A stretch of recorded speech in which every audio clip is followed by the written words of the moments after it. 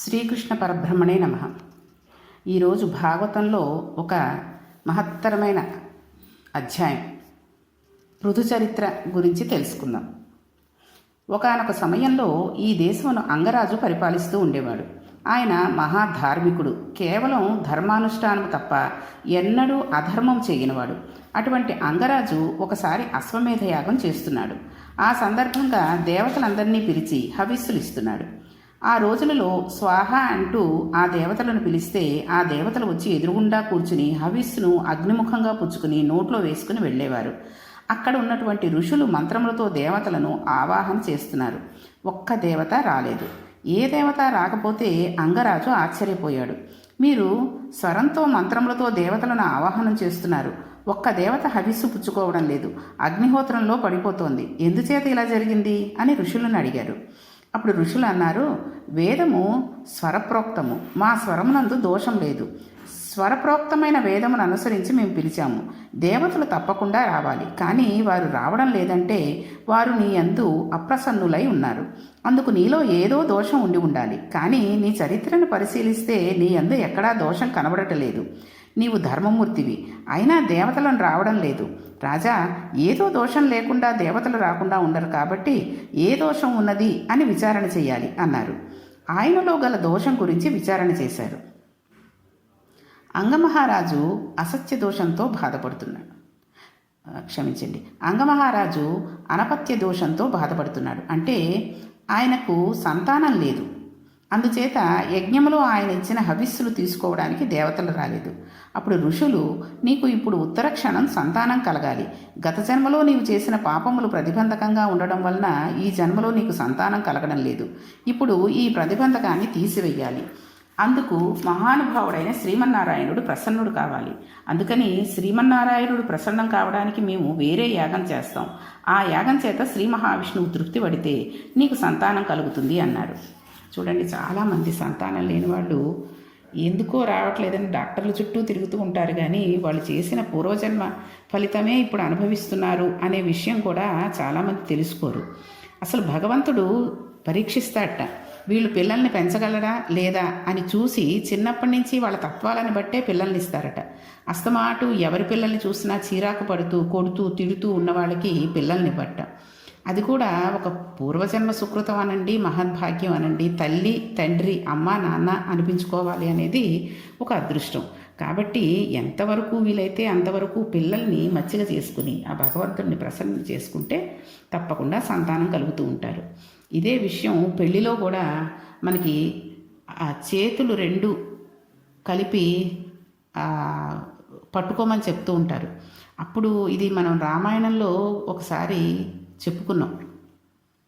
రెండు అరచేతులు కలిసేటట్టు గట్టిగా చెయ్యంతా కలిసేటట్టుగా పట్టుకుంటే పుత్ర సంతానం, అదే పిల్లవాడు పిల్ల కూడా పుడతారు. అంటే పుత్రిక పుత్రుడు కూడా కన్యాదానం చేసే భాగ్యం కలుగుతుంది, స్నాతకం చేసే భాగ్యం కూడా కలుగుతుంది. అలాగే వేళ్ళు రెండు చివరివి పట్టుకుంటే ఆడపిల్లలే పుడతారని, అరచేతులు రెండే కలిసేటట్టుగా ఉండి వేళ్ళు తగలకుండా ఉండినట్టయితే మగపిల్లలు పుడతారని చెప్తారు. కాబట్టి కన్యాదానం చేసే ఈ పెళ్లిలో తంతులన్నీ కూడా ఎంతో మహత్తరమైనవి. ఏదో చేయించేస్తున్నాడు ఈ బ్రాహ్మడు, అంతేగాని ఏదో చేసేస్తున్నాం మనం ఒక యాంత్రికంగా చేస్తున్నాం అనకుండా వాటి గురించి అసలు పెళ్ళి జరగబోయే ముందు ఈ పిల్లలకి గనక రామాయణంలో చెప్పినవి భాగవతంలో చెప్పిన విషయాలు కూడా చెప్పి పెళ్లి చేస్తే అవి ఎందుకు చేస్తున్నారు, ఆ మంత్రాలకి అర్థం ఏమిటి అన్నది కూడా తెలుస్తుంది. అయితే ఇక్కడ అంగమహారాజు గారు శ్రీ మహావిష్ణువు ప్రీతి కొరకు యాగం చేశాడు. యాగం పూర్తవగానే అందులోంచి బంగారు వస్త్రములను ధరించి చిత్ర విచిత్రములైన మాలలు వేసుకుని చేతిలో బంగారు కలశమును పట్టుకుని ఒక పురుషుడు యజ్ఞకుండంలోంచి ఆవిర్భవించాడు. ఆ పురుషుడు, అంగరాజా, ఈ పాయస పాత్రలో ఉన్న పాయసమును నీ ధర్మపత్ని చేత తినిపించు, అప్పుడు నీకు అనపత్య దోషం పోయి సంతానం కలుగుతుంది అని చెప్పాడు. మీ శరీరము లోపల పాపము రోమకూపములను అంటుకుని ఉంటుంది. వెంకటాచలపతి దగ్గరికి వెళ్ళినప్పుడు తలనీలాలు ఎందుకు ఇస్తారు అంటే, వెంకటతి ఇది వెంకట, వెంట్రుకలను ఆశ్రయించి ఉన్న పాపముల ఖండనము జరుగుతుంది. ఇన్నాళ్ళ నుండి కలిసి రాకపోవడానికి మీ పాపమే అడ్డుపడి ఉంటుంది. ఆయన దగ్గరికి వెళ్ళి తల వంచి ఆ తలనీలాలు ఇచ్చేస్తే ఆ పాపరాశి పోతుంది. అది మనుష్య జీవితంలో గొప్ప అదృష్టం. ఇదంతా ఎందుకు చెప్తున్నానంటే అసలు మనలోని పాపాలు ఎలా ఉంటాయి అనేది మనకు తెలియదు. ఏం పాపం చేశాము పూర్వజన్మలో అన్నది. అవి తలలోని వెంట్రుకలలాగా మొలుస్తూ ఉంటాయట. అందుకనే చూడండి, కొన్ని తలలో వెంట్రుకలు పోతున్నా కొన్ని పాపాలు దహించుకుపోయినా మళ్ళీ కొన్ని పాపాలు పుడుతూ ఉంటాయని. ఒక 10 వెంట్రుకలు రోజు రాలిపోతే 100 వెంట్రుకలు పుడుతూ ఉంటాయి. కాబట్టి మనం చేసిన పాపాలు ఎన్ని అనేది మన జుట్టును బట్టి తెలుస్తుంది. అలా అంటే బట్టతలు ఉన్న వాళ్ళు పాపాలు చేయలేదా అనుకోకండి. కాబట్టి అందుకనే తల వెంట్రుకలు అన్నంలో రాకూడదని, తొక్కకూడదని, తర్వాత జుట్టు విరబోసుకుని ఉండకూడదని అలాంటివన్నీ చెబుతూ ఉంటారు. ఈ విషయాలన్నీ తెలియక ఇప్పుడు వాళ్ళు చాలామంది తీసి పాడేస్తారనుకోండి. వినేవాళ్ళు వింటారు కదా, మనం చెప్పడం మన బాధ్యత. కాబట్టి ఈ తలనీలాలను అందుకే వెంకటేశ్వర స్వామి దగ్గరికి తిరుపతి వెళ్ళినప్పుడు కొన్ని చోట్ల కూడా తల వెంట్రుకలు ఇచ్చేస్తూ ఉంటారు. అయితే ఈ తల వెంట్రుకలు ఇవ్వడం కూడా మగవారైతే పూర్తిగా ఖండన చేసుకోకుండా చిన్న పిలకలాంటిది ఉంచుకోవాలి. బ్రాహ్మణత్వం చేసేవాళ్ళు ఉంచుకొని ఇవ్వాలి. అసలు ఆడపిల్లలకి తల ఇవ్వడం అనేది చేయకూడదు. చాలామంది ఇచ్చేస్తూ ఉంటారు. ఆడపిల్లలకు కూడా తల వెంట్రుకలు ఇచ్చేస్తూ ఉంటారు, పుట్టు వెంట్రుకలను ఇచ్చేస్తూ ఉంటారు. కానీ అది అసలు లేదు ఎక్కడాను. ఎందుకంటే ఆడపిల్లలకి ముండనం చేయడం అనేది ఒకసారే జరుగుతుంది. ఇప్పుడు పరిస్థితుల్లో అయితే అలా లేదు. పూర్వం అయితే భర్త పోయినప్పుడు అలా చేస్తూ ఉండేవారు.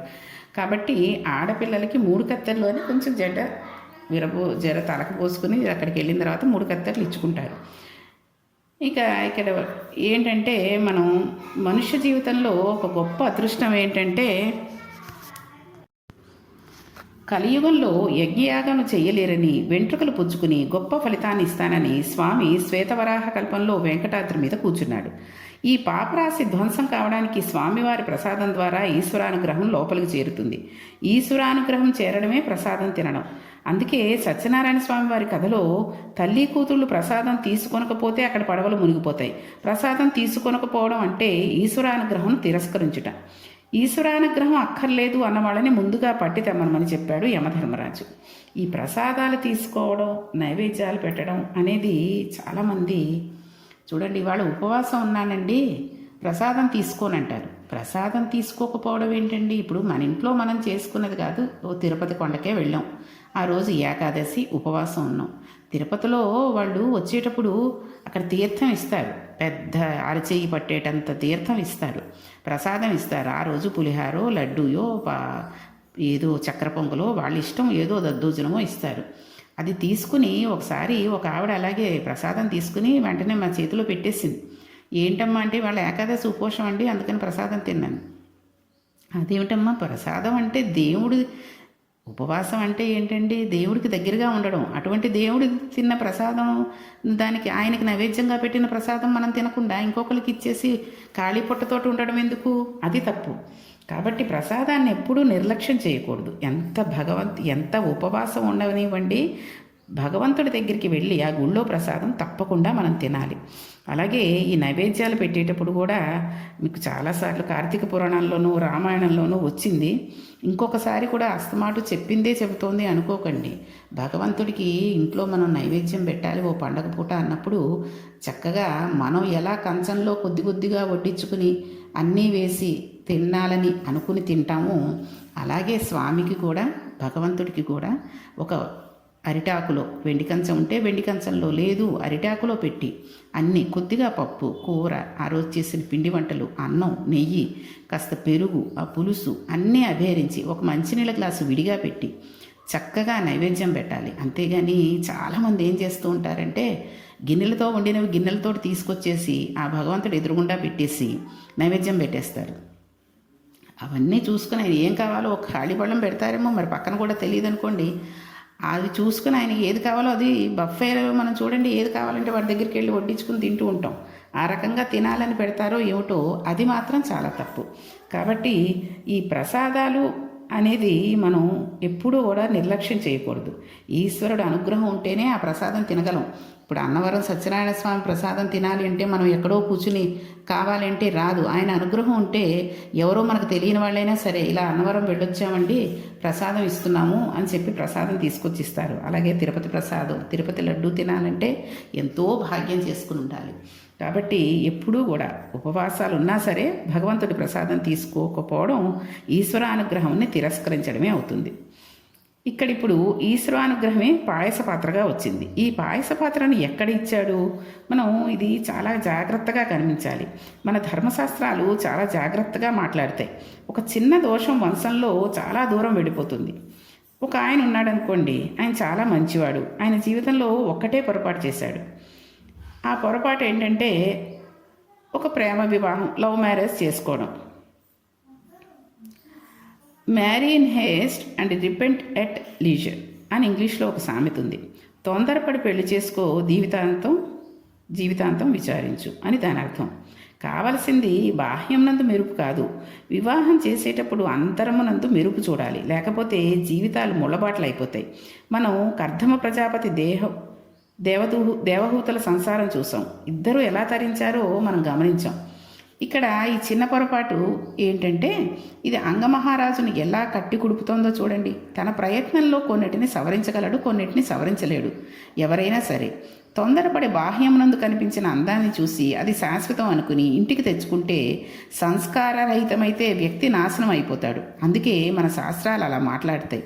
ఎప్పుడూ మన శాస్త్రాలు పక్కకి వెళ్ళిపోయి దిక్కుమాలిన డైలాగులు రాసేవాళ్ళు ఆడపిల్ల కనబడితే ప్రేమించేసి పెళ్లి చేసుకోవడమే అని సినిమాకి ముగింపు అయిపోయిన తర్వాత చెప్పే రోజులు వచ్చేసాయో అప్పుడే మన జాతి భ్రష్టుపడిపోయింది. ఇంత గొప్ప పాయస పాత్ర వస్తే ఆయన ఏమన్నాడో చూద్దాం.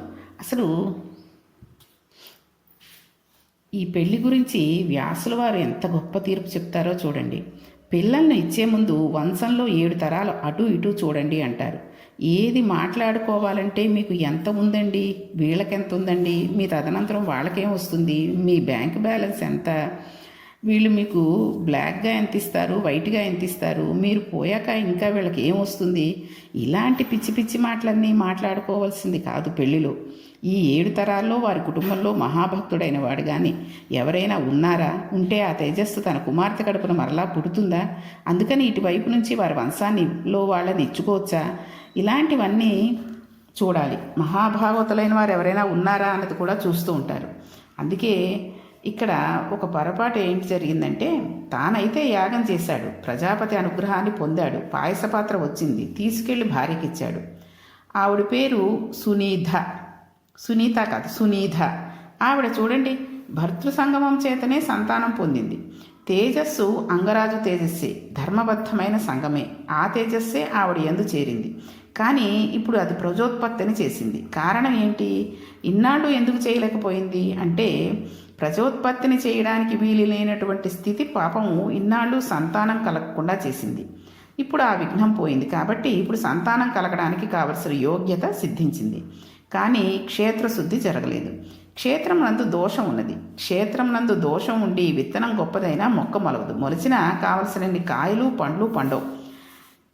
విత్తనం ఊసర క్షేత్రమునందు పడిపోయినట్లయితే క్షేత్రము లక్షణము కూడా చెట్టు యందు ప్రవేశిస్తుంది, చీడపేటలతో ఉంటుంది, సమృద్ధితో ఉండదు. ఇక్కడ ఏం జరిగింది? అసలు